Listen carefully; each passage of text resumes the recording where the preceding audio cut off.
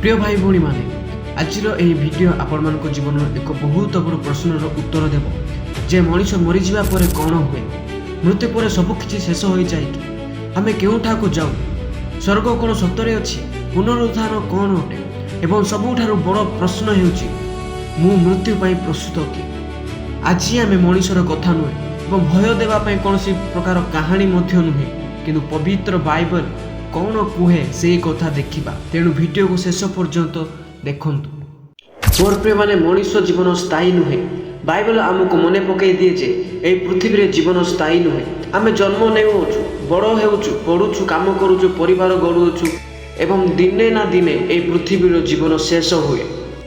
April 9 पर्व 27 पद आमको कहे जे मनीष पाई थरे मरिबा निर्धारित अटे एवं ताहा परे विचार अछि। ए वाक्य को थरे भाबंतु आमे मृत्युर दिन जानू ना तेणु आमर प्रश्न एहा उचित नुहे जे मु केते दिन बंचिबी बर मु जेउ जीवन बंचुअछि ताहा परमेश्वर को पसंद कि मृत्यु सबु किछिर शेष नुहे। मोर प्रिय माने जहन 11 पर्व 25 रे यीशु कहि अछंती मु पुनरुत्थान ओ जीवन एही कथा केते शक्तिशाली अटे। मोर प्रिय माने यीशु निजको केवल जने शिक्षक बोली कहि नथिले से कहिले मु जीवन अर्थात यीशु ठारे जीवनर आशा अच्छी। मोर प्रिय माने मृत्यु आम पाई एक बड़ सत्य किंतु यीशु आमको मृत्यु ठारू मध्य बड़ आशा दी अछंती। मोर प्रिय माने से आशा हेउची पुनरुत्थान ओ जीवन। यीशु पुनरुत्थान विषय कौन कहि अछंती। मोर प्रिय माने जहन 5 पर्व 28 और 29 पदरे यीशु मृत मानक पुनरुत्थान विषय कहि अछंती जे यार अर्थ हेउची मृत्यु विषय रे बाइबल रो शिक्षा केवल सबुकिछि शेष बोली नुहे बाइबल आमको आगामी दिन विषय मध्य शिक्षा दिए। मोर प्रिय माने आमको दिने ना दिन तो पृथ्वी छाड़ी के जीवा पड़ो हेले आम मैंने ये पृथ्वी मध्य कहीं आसी मु ए पृथ्वी को कहीं आसी केवल टंका रोजगार करने केवल घर तैयारी करने केवल नाम एवं मान पाइबा केवल नाम कमाइबा केवल मान सम्मान पाई नाई। मोर प्रिय माने जीवन एक आत्मिक उद्देश्य मध्य रही अछि। परमेश्वर चाहती जे आमे तांको जानिबा तांको गौरव करिबा तांको वाक्य अनुसार जीवन बंचिबा।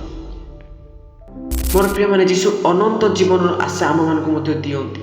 जहन 3 पर्व 16 पदरे ख्रीष्टान विश्वासीर एक मूल सुसमाचार दिए परमेश्वर जगत को एडे प्रेम कले जे से अपना अद्वितीय पुत्र को दान देले जेपरि जे के तांरे विश्वास करे से विनष्ट न होई अनंत जीवन पाइबो। मोर प्रिय माने परमेश्वर वाक्य भयर वाक्य नुहे यह प्रेम और भरोसार वाक्य अटे। यीशु आमको परमेश्वर सहित मिलन पथ देखाई अछंती। मोर प्रिय माने तेबे आमे एबे कौन करबा आवश्यक। मोर प्रिय माने एठाने एक बहुत बड़ प्रश्न आसे जे जदि मृत्यु निश्चित तेबे आमे एबे कौन करबा आवश्यक।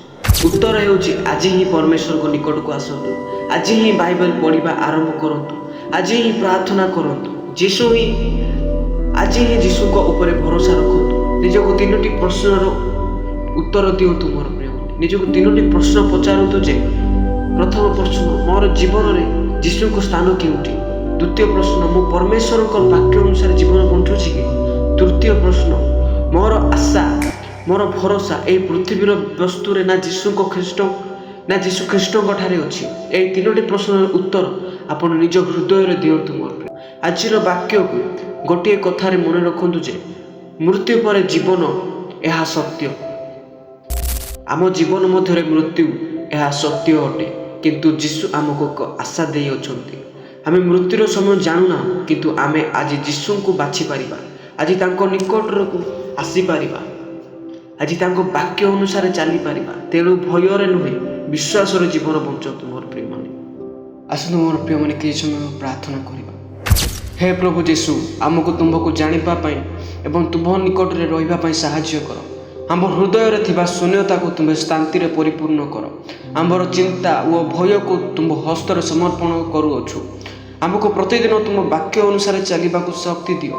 आमर परिवार को आशीर्वाद कर। आमर जीवन रे तुमको प्रथम स्थान देबा को सहाय्य कर। यीशु को नाम रे प्रार्थना मागुअछु पिता आमीन। जदि ये वाक्य आपण हृदय को छुई अछि किछि शिखिबा को पाई अछंती तेबे भिडियोटी को लाइक करंतु एवं आपण परिवार एवं सांगसाथी सहित शेयर करंतु। ଏହିଭଳି ବାଇବଲର ବାକ୍ୟ ଜାଣିବା ପାଇଁ ଏହି ଚ୍ୟାନେଲକୁ ସବସ୍କ୍ରାଇବ୍ କରନ୍ତୁ। ପ୍ରେଜ୍ ଦ ଲର୍ଡ।